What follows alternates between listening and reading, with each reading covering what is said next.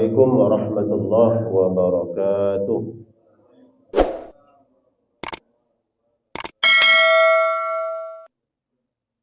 Alhamdulillah ala ihsanih wa syukur lahu ala taufiqihi wa amtinanih.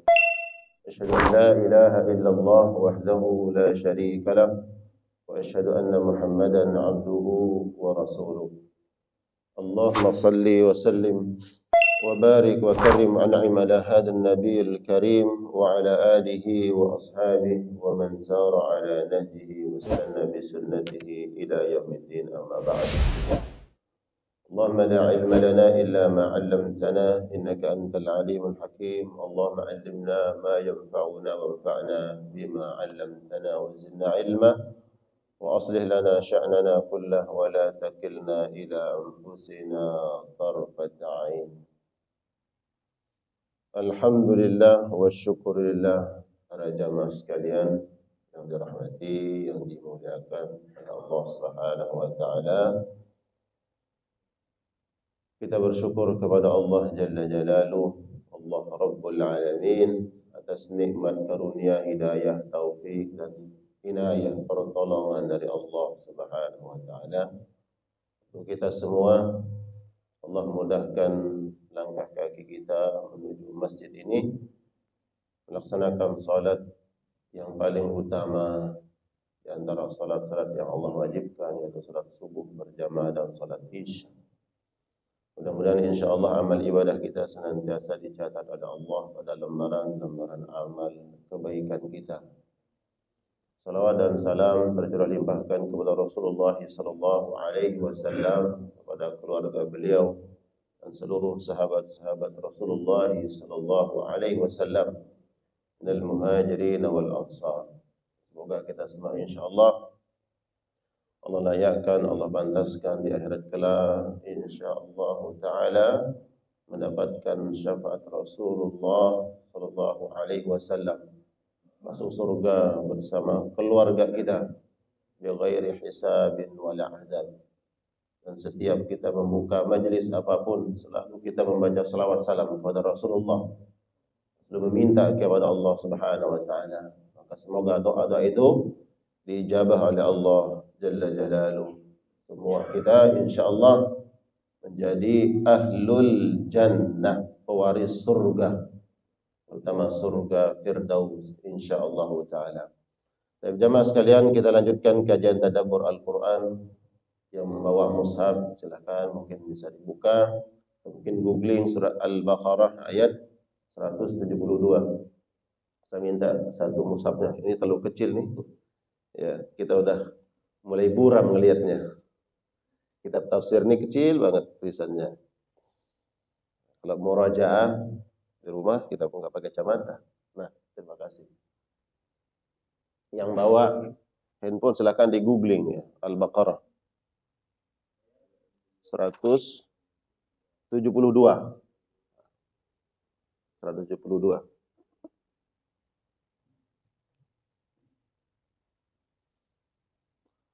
Qala Allah Ta'ala, a'udzu billahi minasy syaithanir rajim. Allah berfirman, ya ayyuhalladzina amanu kulu min thayyibati ma razaqnakum washkuru lillahi in kuntum iyyahu ta'budun. Yang artinya, wahai orang-orang yang beriman, kulu, makanlah kalian, min thayyibati, dari makanan-makanan yang halal, yang thayyib. Kata thayyib di sini maknanya adalah halal, halalan thayyiban. Ma razaqnakum, apa yang telah kami rezekikan, kami anugerahkan untuk kalian. Washkuru lillah, dan bersyukurlah kepada Allah. In kuntum iyyahu ta'budun, jika kalian benar-benar menjadikan Allah sebagai sesembahan kalian. Ya. Di dalam ayat ini jamaah dijelaskan oleh para ulama tafsir bahwa ada dua hal penting yang Allah perintahkan bagi orang-orang beriman. Dan ini adalah fondasi keimanan. ada dua hal. Yang pertama adalah bersyukur, kemudian bersabar. Ya. Namun di dalam ayat ini, satu yang disebut oleh Allah adalah syukur. Para ulama salaf menyebutkan bahwa al-imanu nisfani. Iman itu ada dua pondasinya. Yang pertama adalah asyukuru, syukur. Kemudian yang kedua adalah as-sabru, sabar. Nah, di dalam ayat ini Allah Subhanahu wa taala memerintahkan orang-orang yang beriman. Yang pertama adalah memakan makanan yang halalan thayyiban. Walaupun tidak disebut di sini halalan. Karena ketika Allah Jalla Jalaluhu di dalam Al-Qur'an menyebut kata halal, maka di situ include adalah thayyib. Nanti kita jelaskan perbedaan halal dan thayyib. Kalau disebut thayyiban tidak disebut halal, berarti masuk halal. Ya, halal, halalan thayyiban. Sebagaimana Allah sebutkan di dalam surat Al-Maidah. Itu ayat 100. Allah tidak menyebut kata halal, tapi kata tayyib. Tapi maksudnya adalah halal. Qul la yastawil khabithu wat tayyib. Katakan wahai Muhammad, la yastawil khabith, tidak sama hal yang buruk, wat tayyib, dan yang halal. Walau a'jabaka kathratul khabith, walaupun yang buruk itu jumlahnya banyak, membuat engkau tertarik, kau ingin memilikinya, mendapatkannya, tapi dia khabith, dia buruk. Fattaqullah, maka bertakwalah kepada Allah Subhanahu wa taala. Nah, di dalam surah Al-Maidah ini Allah menyebut kata thayyib, tidak menyebut kata halal. Tapi maksud di situ adalah halal. Tidak sama yang buruk dengan yang baik. Halal terkait dengan dua hal. Halal. Pertama, dia harus baik secara zatnya. Ya, ketika Al-Quran menyebut kata halal, dia baik secara zat. Kedua, dia baik secara hakikatnya. Zat itu bendanya. Kita memakan sesuatu yang zatnya baik, tapi kalau hakikatnya dia tidak baik, maka haram. Dia haram di sisi Allah. Kita makan makanan, ya, katakanlah nasi atau makanan-makanan yang lain. Secara zat dia halal, zatnya halal, karena tidak najis, kemudian dia tidak membahayakan, kemudian tidak menjijikkan, dia tidak memabukkan. Nasi memabukkan nggak? Jamaah, nasi memabukkan nggak?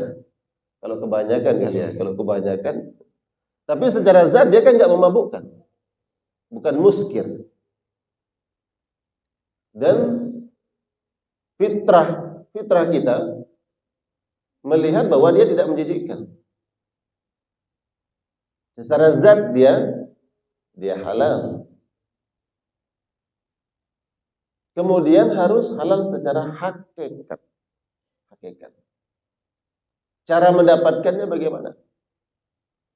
Ini nasi punya orang atau tidak? Kalau memang hak kita ya halal. Kalau hak orang lain, secara zat dia halal, hakikatnya haram kalau punya orang lain. Masuk masjid ini tiba-tiba di sini ada ya satu nampan nasi. Atau punya siapa? Tiba-tiba kita makan. Halal nggak? Di kantor umpamanya ada tempat makan bersama, biasa di dapur. Ada makanan yang kita nggak tahu ini punya siapa. belum dihalalkan sama yang punya, kita masuk, ini ada makanan. Lalu kita makan, kita ambil. Secara zat dia halal, hakikatnya belum pasti. Ini udah halal buat kita atau tidak. Jangan-jangan dia beli buat temannya atau buat dia sendiri. Kita langsung makan. Perintahnya, ya ayyuhalladzina amanu kulu minat thayyibat. Kata-kata thayyibat selalu identik dengan zat.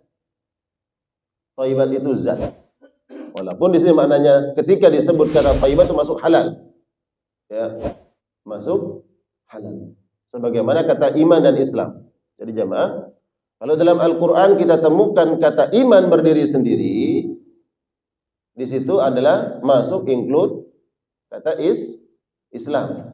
Iman, Islam. Disebut kata Islam, masuk kata iman, makna iman. Tapi kalau digabung, umpamanya digabung kata iman dan Islam, iman punya makna sendiri, Islam punya makna sendiri. Ya. Sebagaimana ini rukun iman, ini rukun Islam. Nah, kata halalan thayyibah juga kita temukan dalam Al-Qur'anul Karim. Ya. Ya ayyuhalladzina amanu, ya, wahai orang-orang beriman, makanlah kalian dari makanan yang halalan thayyibah, kata halal dan thayyib. Ketika digabungkan kata halal dan kata thayyib, halal harus secara zatnya halal, secara hakikatnya halal. Nah, kemudian kata thayyib, dia harus baik secara zat. Ya, baik secara zat. Ada makanan yang halal, ya, punya kita, bukan punya orang lain. Tapi secara zat dia tidak baik. Contoh, apa kira-kira? Ada orang yang punya penyakit. Zat makanan ini dia halal. Kemudian cara mendapatkannya juga halal. Tapi bagi yang bersangkutan menyebabkan ad-darar, menimbulkan kemudaratan. Boleh nggak kita makan? Kata dokter, ini pokoknya jangan Pak, ini sangat bahaya buat kesehatan. Boleh nggak? Secara zat ini dia halal nih. Ya, secara zat dia halal. Secara hakikat dia halal. Boleh nggak kita makan? Kalau memang dia darar, ada kaidah dari hadis Nabi, la darara wa la dirar. Jangan kamu memudaratkan dirimu dan jangan memudaratkan orang lain. Kalau memang itu memudaratkan, jangan. Gitu.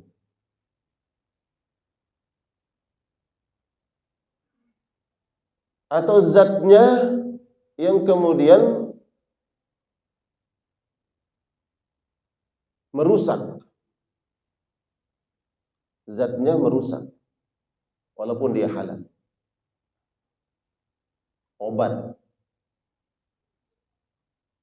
Obat dengan dosis, ya, dosis orang dewasa dengan anak-anak kan beda. Ada merek obat demam.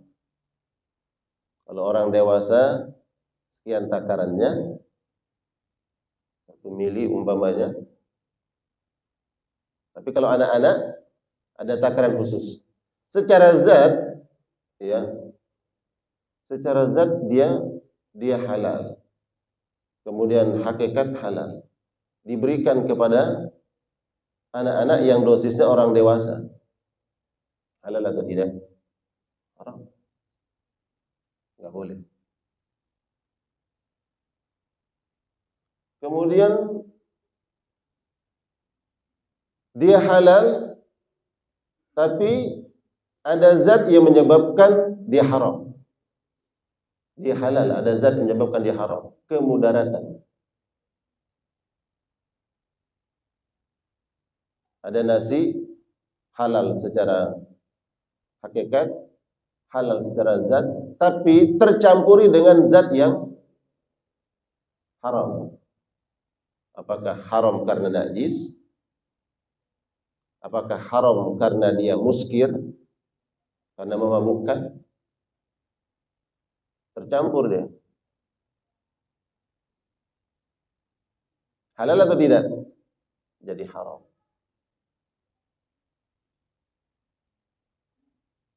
Ada minuman satu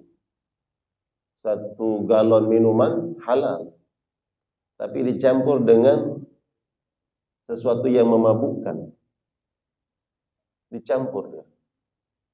Betul-betul memabukkan dari haram, dari khamar, dicampur. Jadi halal atau haram? Haram. Kullu muskirin, setiap yang memabukkan, katsiruhu wa qaliluhu haram, dicampur jadi haram. Karena ada kaidah bahwa apabila bercampur antara yang halal dengan yang haram, bercampur nih, gulibal haram, yang dimenangkan haram. Contoh tadi, ada minuman yang halal tapi tercampur dengan yang haram, maka jatuhnya haram. Nah, jadi jamaah sekalian, perintah Allah Subhanahu wa taala, makanlah dari makanan yang thayyibat. Thayyibat di sini tidak disebut kata halal, tapi masuklah kata halal, makna halal.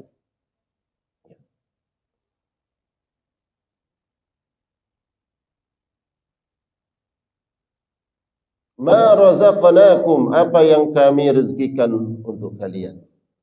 Allah gandengkan kata thayyib di sini, makanan, minuman yang masuk ke dalam tubuh kita, dengan kata rizki.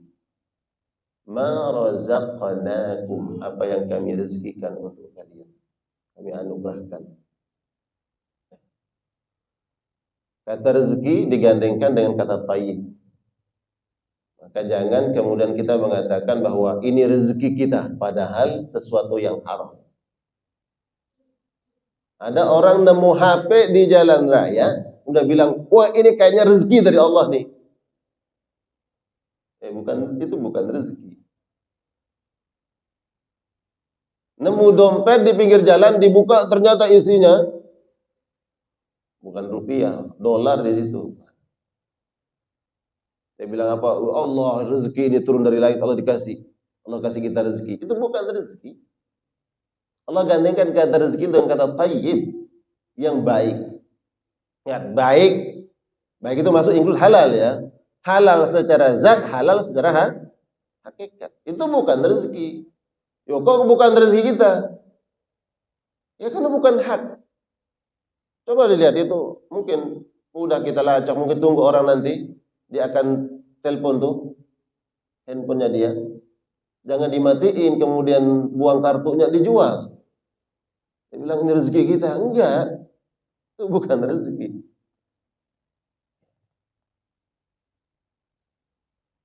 Kemudian disebutkan oleh Imam Abdullah bin Nasir As-Sa'di dalam tafsir ini bahwa Allah menjamin rezeki setiap hambanya, maka Allah sudah siapkan yang thayyib. Allah siapkan yang halal. Wa ma min dabbatin illa 'ala Allahi rizquha. Setiap yang melata, manusia, binatang, Allah sudah tetapkan rezekinya. Allah sudah tetapkan tuh hal-hal yang thayyib halal, halalan thayyib itu sudah Allah tetapkan. Maka sabar aja. Maka kewajiban kita sabar, jemaah. Sabar menunggu, sabar berproses mencari, sabar untuk memperoleh yang halal dan thayyibah. Sudah ditetapkan oleh Allah.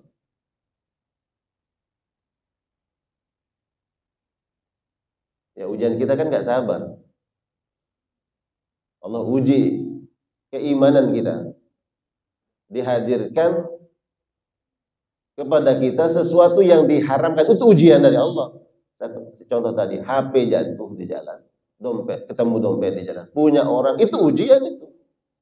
Itu enggak halalan thayyibah, tapi kita enggak sabar. Ada yang halalan thayyibah, ada. Enggak sabar kita, manipulasi, korupsi, berbuat curang, menipu. Nah, nanti lihat closing ayat ini. In kuntum iyyahu ta'budun. Nanti coba lihat Allah katakan apa? In kuntum iyyahu ta'budun. Ini ada kaitannya dengan bagaimana iman kita berkeyakinan bahwa hanya Allah yang kita ibadahi. Itu ada kaitannya dengan proses kita mencari rezeki. Kalau betul-betul kita jadikan Allah sebagai sesembahan, yakin bahwa ada Rabb, ada Tuhan yang menjamin rezeki kita, maka harus sabar. Sabar dalam mencari rezeki.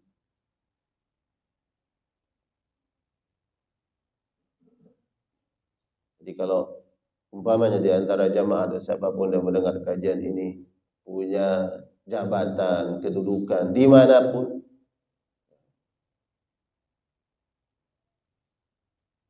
kemudian ada godaan-godaan, oh kayaknya tempat kita ini tempat yang subur nih, bukan yang kering, ya basah, ya kalau basah dikit gimana? Cepat kering gitu. Itu godaan, cobaan. Ada yang halal, yang haram itu bukan rezeki kita, itu bukan rezeki. Hanya ada ungkapan hikmah, rezeki itu seperti kita mengambil air di dispenser di rumah itu. Kalau kita tekan yang dingin, jangan berharap yang panas keluar. Nggak bisa dua-duanya. Bisa nggak dua-duanya? Coba di rumah, tekan dua-duanya, bisa nggak? Bersamaan keluar yang panas dan enggak bisa. Kalau kita tekan yang dingin, maka yang panas itu nggak keluar. Tekan aja yang panas, kedinginnya keluar. Kalau kita mencari yang halal, yang berkah, insya Allah Allah tahan yang haram. Ya. Tapi kalau kita ngambil yang haram, yang tidak diridai oleh Allah, milik dan hak orang lain, yang halal pun Allah tahan.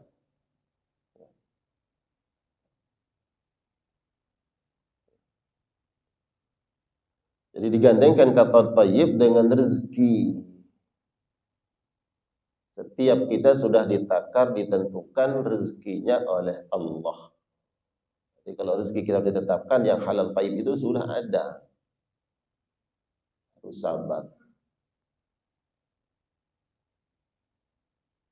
Washkuru lillah, dan bersyukurlah kepada Allah. Washkuru lillah. Ini kata syukur. Allah kemudian menyebut kata syukur setelah menyebut kata rezeki. Rezeki yang Allah anugerahkan, kewajiban kita mensyukurinya. Lalu syukur itu apa? Nah, begitu pertanyaannya. Apakah cukup dengan alhamdulillah? Tidak cukup. Tapi rezeki disebutkan oleh para ulama, rezeki adalah, syukur adalah meyakini dengan hati bahwa yang memberikan kita karunia ini adalah Allah Subhanahu wa ta'ala. Dalam hati meyakini itu. Kemudian ikrarkan dengan lisan, ucapkan alhamdulillah. Setelah itu, gunakanlah rezeki tersebut sesuai dengan kehendak yang memberikan karunia, yaitu Allah. Dalam hal kebaikan, sebagai sarana wasilah untuk taat beribadah kepada Allah, tidak digunakan dalam maksiat dan murka Allah. Itu syukur. Ada orang mengatakan alhamdulillah tapi dengan cara yang haram, tidak syukur. Itu bukan hakikat syukur. Atau dia mendapatkan dengan cara yang baik, dia mengatakan alhamdulillah, dia gunakan dalam maksiat, juga tidak syukur. Itu bukan syukur. Washkuru lillah, bersyukurlah kepada Allah. Dan ini setengah keimanan, tadi saya sebutkan. Syukur setengah keimanan. Setengahnya lagi sabar. Itu ungkapan salaf. Al-iman nisfani. Iman itu ada dua bagian. Ada dua pondasinya. Setengahnya adalah syukur, setengahnya adalah sabar.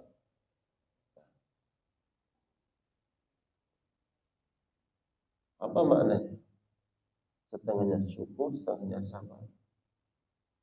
Karena iman itu ada tiga hal menjadi syarat keimanan seseorang. Pertama, meyakini dalam hati. Kedua, dia harus mengucapkan. Kemudian amal. Nah, iman bil qalbi, iqrar bil lisan, kemudian amal bil jawari dengan perbuatan. Itu iman. Nah, yang tiga ini nggak lepas dari dua hal. Syukur dan sabar. Karena ada amalan yang tidak bisa dikerjakan, ya, amalan iman yang nggak bisa dikerjakan oleh anggota tubuh, nggak bisa dikerjakan oleh anggota tubuh.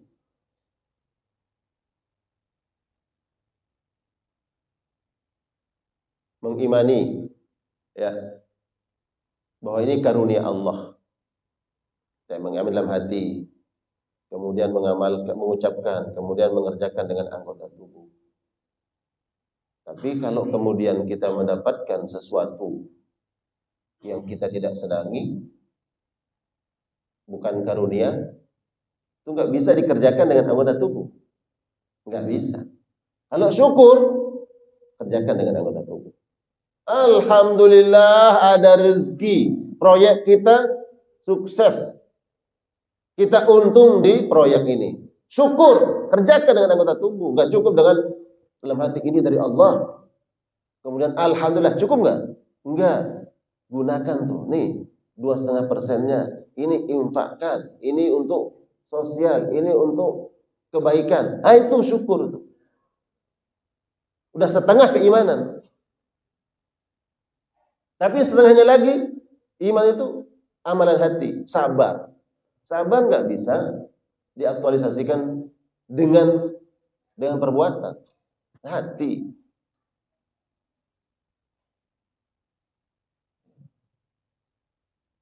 Sabar itu dengan hati.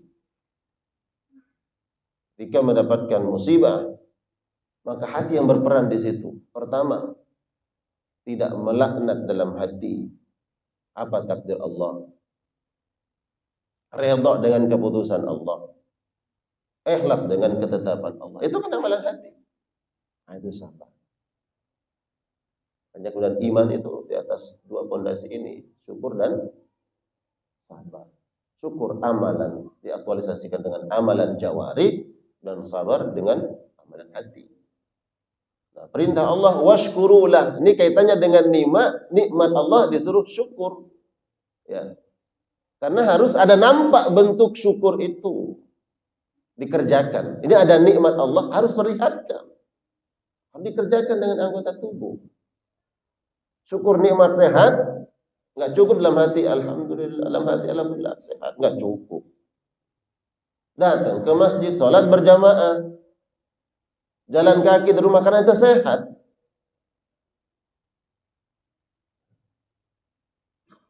Alhamdulillah kita diberikan anak keturunan Allah, oleh Allah, syukur. Bagaimana bentuknya? Ada aktualisasi, ada amalan, syukuri anak keturunan kita. Bentuk syukurnya, bentuk syukur seseorang dengan nikmat yang Allah berikan berupa anak keturunan, didik mereka. Harus siap berlelah-lelah, harus siap capek fisik untuk mendidik anak-anak kita. Itu bentuk syukur terhadap nikmat. Washkuru lillah, bersyukur kepada Allah. In kuntum iyyahu ta'budun. Jika kalian benar-benar beribadah kepada Allah. Ya. Ibadah dikaitkan dengan nikmat. Itu subhanallah. Ibadah dikaitkan dengan nikmat. Orang yang mensyukuri nikmat Allah, karunia Allah, dia beribadah kepada Allah.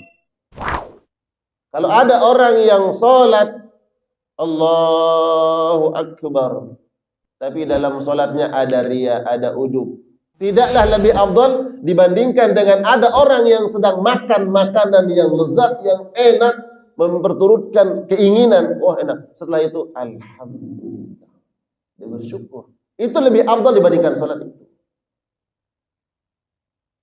Syukur itu ibadah. Mudah kita diberikan ibadah oleh Allah. Mensyukuri nikmat Allah itu ibadah.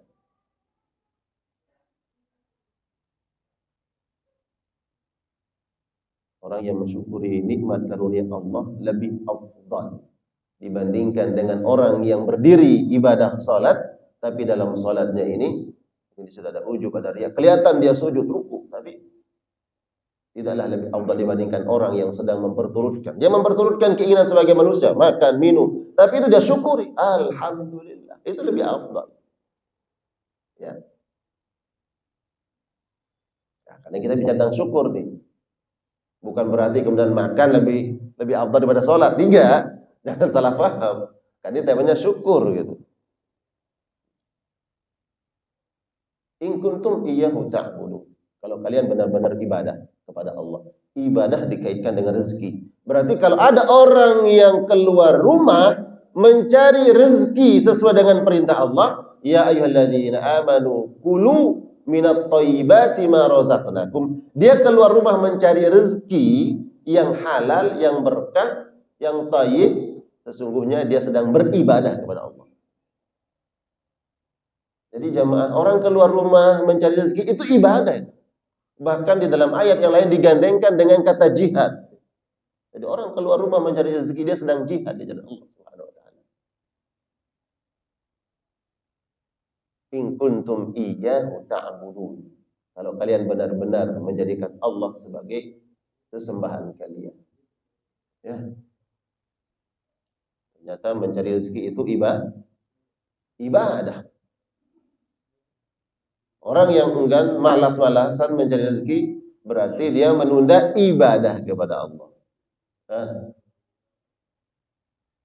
Tapi cari rezekinya yang halal.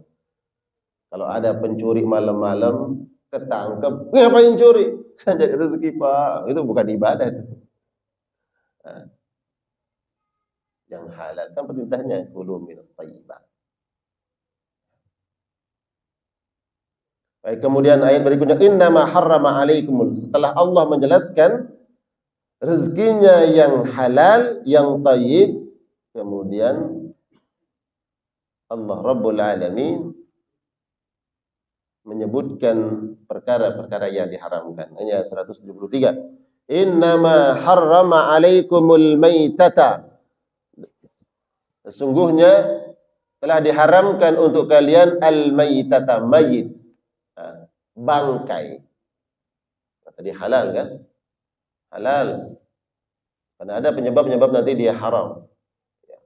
Tadinya zatnya halal, tapi kemudian dia mati tidak sesuai dengan sesembelihan yang syar'i, jadi haram. Diharamkan untuk kalian al-maitata, bangkai. Bangkai. Waddam, dan darah. Walahmal khinzir, daging babi. Wa ma uhilla bihi li ghairillah, dan apa yang disembelih bukan menyebut nama Allah. Famanitturra ghaira bagin, barang siapa yang dalam dalam keadaan kedaruratan, ya, ghaira bagin, bukan kehendak dia, wala adin, dan tidak melampaui batas, fala isma alaih, enggak apa-apa. Nanti dijelaskan insyaallah. Innallaha ghafurur rahim. Allah Maha Pengampun dan Maha Kasih Sayang. Allah menyebutkan kemudian hal-hal yang diharamkan. Pertama, bangkai. Yang mati bukan secara syar'i.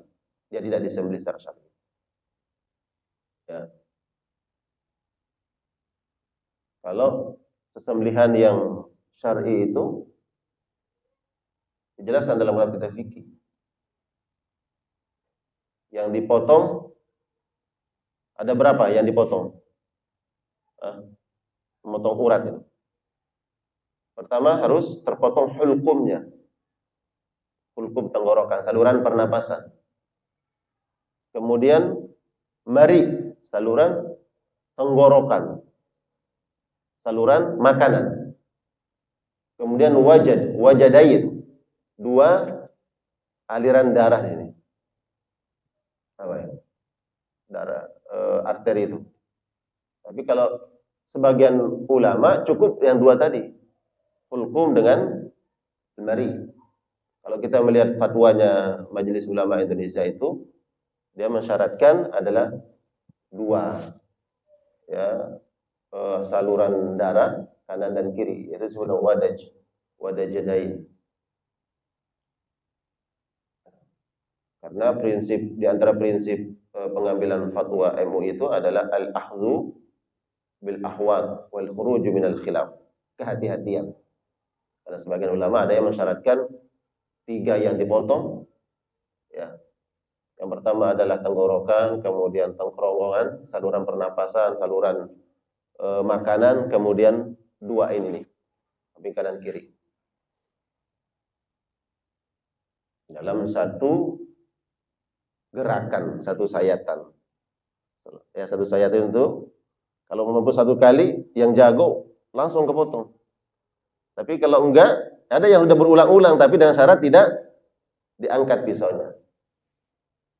Jadi yang diharamkan yang pertama disebutkan oleh Allah adalah mayitah, bangkai. Tapi ada bangkai yang dihalalkan oleh Nabi. Ada khusus. Ya. Bangkai apa, Pak? Bangkai ikan, bangkai belalang. Al-jarad wassalam. Bangkai belalang. Ya. Boleh itu. Kemudian bangkai ikan. Selain itu harus disembelih ya, secara syar'i. Ayam. Hati-hati, Pak. Kita kadang beli ayam yang sudah dipotong. Allah alam, sudah syar'i atau tidak. Ya, kalau ingin kehati-hatian beli sendiri, potong sendiri. Kalau ingin kehati-hatian. Kalau kita yakin bahwa yang memotongnya itu adalah seorang muslim, ya sah. Makanya lihat, Pak. Kita beli ayam itu di mana? Jangan-jangan yang memotong bukan muslim. Ya. Nanti khilafnya adalah dia baca bismillah atau tidak. Nah, di situ tak khilaf. Ada yang menyebutkan syaratnya adalah basmalah, disebut nama Allah. Ada yang kedua enggak. Yang penting dia muslim karena keislamannya itu sudah cukup. Nah, itu tak khilafnya. Tapi kalau dipotong, yang memotongnya bukan orang muslim, yang enggak sah. Ustaz, gimana? Kalau dipotong dengan alat boleh. Ya kan di fatwa MUI itu ada metode stunning, kemudian motong dengan alat mesin. Maka disyaratkan yang motongnya muslim. Jangan beli ayam yang dipotong oleh yang bukan muslim, yang enggak sah.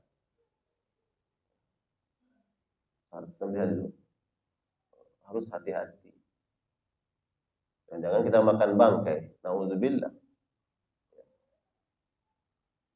Yang disembelih tidak sesuai dengan syar'i, atau yang disembelih dia udah jadi bangkai. Ayam udah mati dipotong. Apa namanya? Tiren.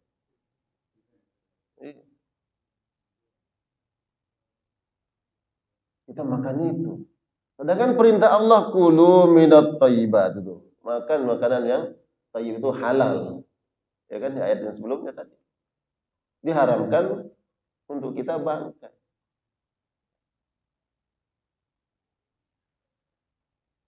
Tidak dipotong secara syar'i. Subhanallah. Padahal kalau kita lagi kurban nih, Pak. Kemarin kan ibadah kurban. Subhanallah. Kita motong yang jago motongnya. Dan juga muslim baca bismillah. Takbir. Tapi kalau ayam kita nggak butuh perhatian. Pokoknya makan aja. Kenapa bedanya ayam dengan sapi itu?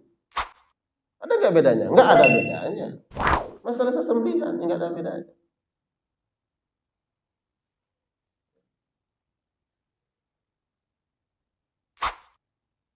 Makanya kalau orang yang berusaha untuk wara itu hati-hati.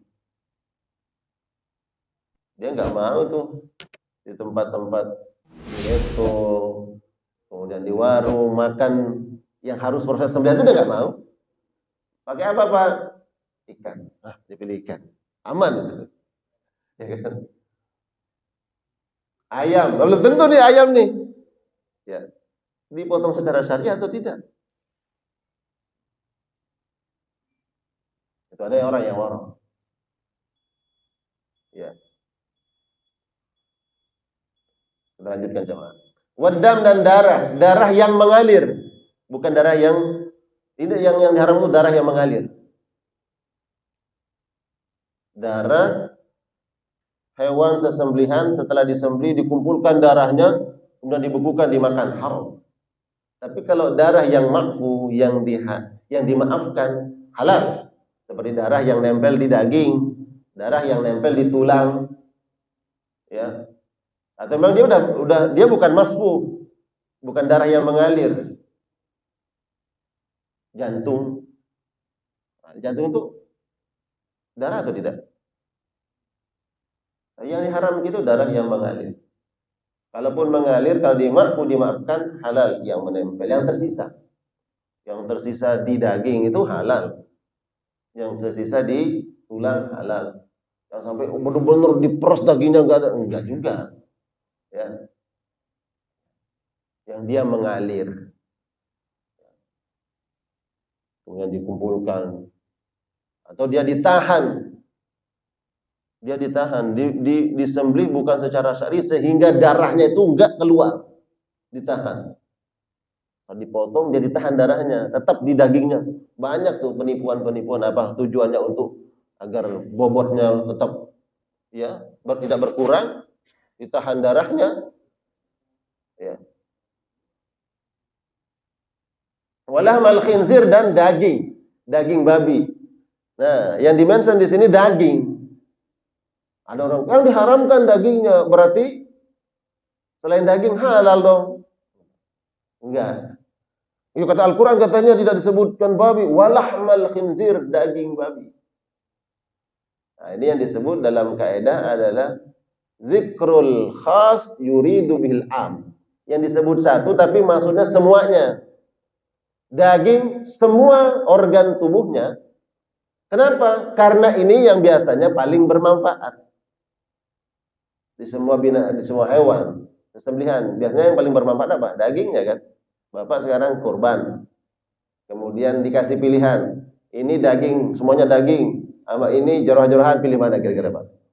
Ya pasti daging kan. Atau organ-organ yang lain pasti kita pilih daging, karena itu yang paling biasanya diambil manfaat oleh manusia. Walahmal khinzir, disebut daging semua organnya. Tapi ada yang menarik dari ini, Syekh bin Nasir As-Sa'di. Beliau menyebutkan apa? Ini bantahan Allah. Bantahan keras dari Allah Subhanahu wa taala yang ada yang mengatakan bahwa saya pernah makan semua daging. Ternyata yang paling lezat itu daging babi. Pernah dengar enggak yang begitu? Ada yang bahas seperti itu, ada. Yang mengatakan daging babi itu paling lezat. Ada loh, bukan dulu. Dari dulu udah ada. Ya.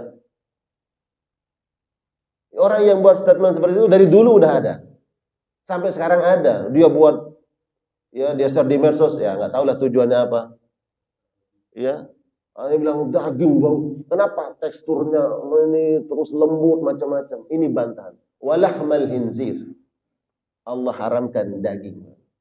Karena itu ada yang beranggapan, kalau ada yang mengatakan bahwa dia lebih lezat dari daging yang lain, bohong. Itu buat dia saja. Mungkin dia yang agak beda memang. Ya, bantahan. Kemudian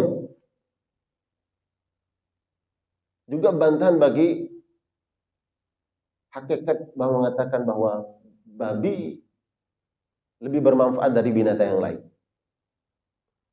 Walaupun hari ini kita temukan jamaah, ada katup binatang. Ternyata sama persis dengan manusia. Dari semua katup apa? Jantung babi. Coba, ini ada dokter nggak di sini? Ya, katup jantung manusia itu secara organ itu lebih mirip dengan binatang apa? Betul nggak? Ya, katup jantung babi itu. Makanya lihat, coba datang ke rumah sakit jantung ya, rumah sakit jantung ada Jantung Harapan kita, di mana tanya dokter-dokter itu yang biasa operasi, kemudian ternyata ini tidak menemukan katup jantung binatang yang lain yang lebih tepat untuk menolong nih, nanti pakai katup jantung babi. Betul nggak? Ayo ini jamaah. Mungkin ada keluarga atau sahabat atau teman yang pernah melakukan tindakan itu. Saat ini iya. Kita semua ini bukan ahlinya, bukan orang medis. Kita baca, kita tahu. Ternyata banyak digunakan katup jantung babi untuk mengganti katup jantung manusia. Ya, saat ini masih. Tapi ada kan yang lebih dekat. Kemudian katup jantung sapi. Tapi yang lebih dekat itu, ya, yang persis sama dengan manusia adalah babi. Nah, disinilah kemudian Allah menyebutkan di akhir famanit turra, kalau dalam kemudaratan. Memang kita sekarang ini harus menolong nyawa orang. Ini para tenaga medis harus menolong, kemudian dia akan selamat dengan mengganti katup jantungnya itu dengan katup jantung babi. Famanit turra, kalau itu kemudaratan, tidak menemukan yang lain, halal. Kalau dalam kedaruratan. Makanya kemudian yang haramkan ini menjadi halal dalam situasi darurat. Kita di tengah hutan, kemudian tidak mendapatkan makanan yang halal, yang ada hanya yang haram, famanit turra. Kalau dalam kemudaratan, ghairu bagin, bukan kehendak dia, wala adin, tidak melampaui batas, boleh. Tapi jangan sampai kenyang. Yang ada daging yang haram. Haram nanti karena menjijikkan umpamanya. Ada enggak karena menjijikkan? Ular. Dia bukan babi, ular. Tapi dia kan masuk kepada hal yang khabith, menjijikkan. Karena haram karena menjijikkan. Atau haram karena dia bertaring. Apa? Kera. Monyet. Enggak ada rusa yang halal untuk kita buru, kita makan. Yang haram yang ada. Kalau kemudaratan boleh. Tapi ghaira, ya, adin, pemanitur ghaira bagin wala adin, tidak melampaui batas. Maksudnya untuk menyambung nyawa. Sehingga dijelaskan oleh kalau tidak salah Syekh Al-Utsaimin ya, ditanya, "Bagaimana Syekh? Kalau dalam kedaruratan kemudian dia makan dengan kenyang karena nanti dia nggak dapetin lagi, kan dia akan berjalan di tempat yang dia nggak, dalam perkiraan dia nggak mendapatkan makanan yang halal. Boleh nggak dia kemudian dia makan dengan kenyang? Karena nanti nggak dia dapatkan. Haram, tetap nggak boleh. Tapi boleh dia lakukan adalah dia makan untuk menyambung nyawa, tapi dia bawa. Kalau sampai pada dalam perjalanan kemudian dia tidak menemukan yang halal untuk dia makan, maka boleh kemudian dia makan apa yang dia bawa tadi, yang dia bawa. Makannya dikit untuk menyambung nyawa. Tapi insya Allah di sini kita nggak akan berada dalam situasi itu ya. Kalau seandainya itu terjadi, kemudaratan karena darurat, maka diperbolehkan. tapi tidak melampaui batas. Fala itsma alaih, maka tidak berdosa atasnya. Innallaha ghafurur rahim. Allah Maha Pengampun. Allah mengampuni. Tadi mestinya kita tinggalkan karena dia haram, tapi karena kedaruratan, situasi yang memaksa kita, ada yang kita lakukan. Kita memakan yang diharamkan oleh Allah Subhanahu wa taala. Allah ampuni. Rahim, dan itu bentuk kasih sayang Allah Subhanahu wa taala. Karena menyelamatkan nyawa. Di antara maqasidus syariah, tujuan syariat ini diutus di antaranya adalah hifdzun nafs, menjaga nyawa. Hifdzun nafsi wa hifdzul mal, menjaga harta, wa hifdzun nasal, menjaga keturunan, wa hifdzul akal, menjaga akal, ya. Kemudian yang satu hifdzul mal, hifdzuddin, menjaga agama. Itu maqasidus syariah, tujuan syariat. Nah, dalam hal ini menjaga nyawa nih. Ini kaitannya dengan nyawa. Kalau enggak mati, maka yang tadinya haram menjadi boleh karena menyelamatkan nyawa. Allahu a'lam bishawab. Jamaah sekalian, ini kajian kita pagi hari ini ada 2 ayat yang kita tadabburi. Semua kebenaran dari Allah Subhanahu wa taala. Dan semoga apa yang kita sampaikan sesuai dengan apa yang diinginkan oleh Allah Jalla Jalaluhu. Khilafan, kekurangan dan kesalahan atas kefakiran al-fakir, mudah-mudahan diampunkan, ya, dimaafkan oleh Allah Subhanahu wa taala. Mungkin ada yang ingin diperjelas, jamaah, ingin ditanyakan, silakan. Silakan.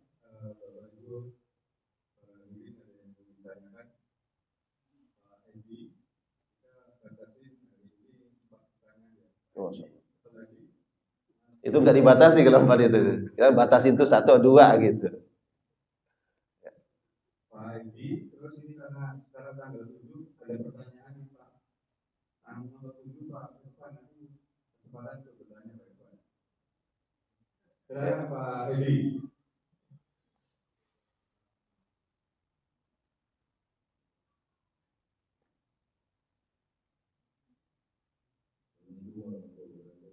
Waalaikumsalam. Di sini yang disebut di dalam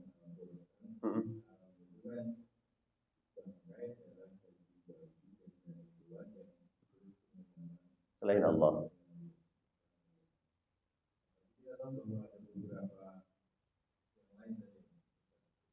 Ya. Ya.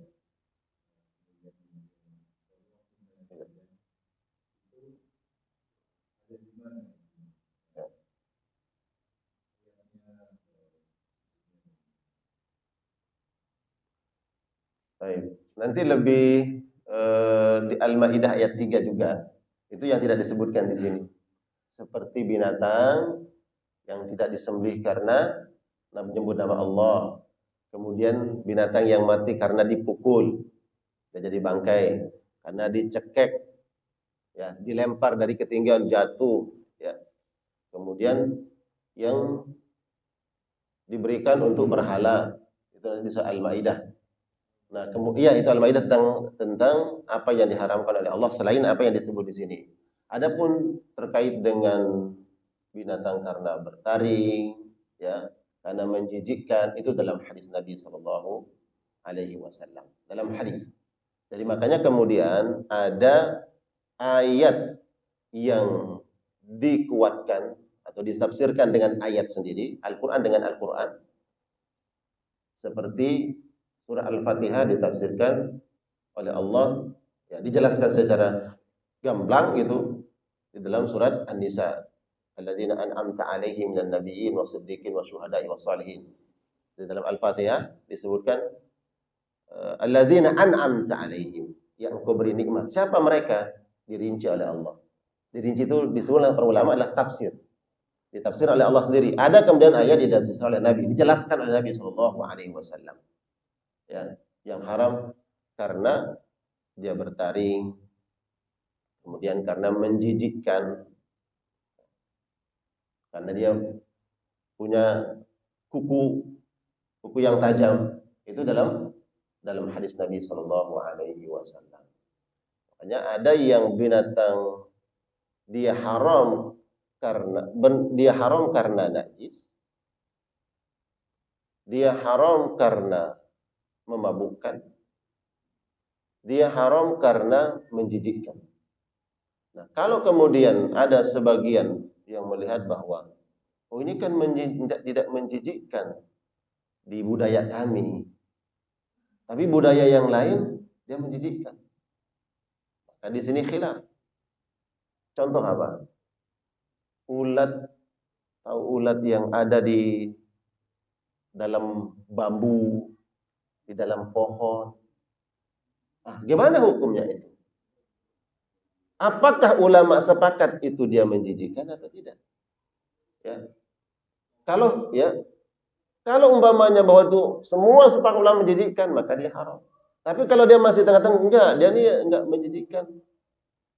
Ada yang mengatakan menjijikkan, maka halal bagi sebagian, haram bagi sebagian. Ada yang menjijikkan bagi sebagian, ada yang tidak. Contoh, dob. Tahu dob? Dob itu biawak kecil yang digurun. Ya. Nah, dob bagi sebagian itu melihat bahwa itu seperti biawak yang di kita itu. Nah, makanya Nabi Shallallahu Alaihi Wasallam, apakah beliau makan atau tidak dob? Dia halal, tapi Nabi enggak memakannya. Karena beliau enggak selera melihatnya. Tapi itu dihalalkan. Karena sebagian melihat bahwa dia tidak menjijikkan. Tidak menjijikkan, maka halal walaupun Nabi tidak memakannya. Karena Nabi dia langsung mengharamkan itu. Jadi tadi ya bertaring, kemudian ya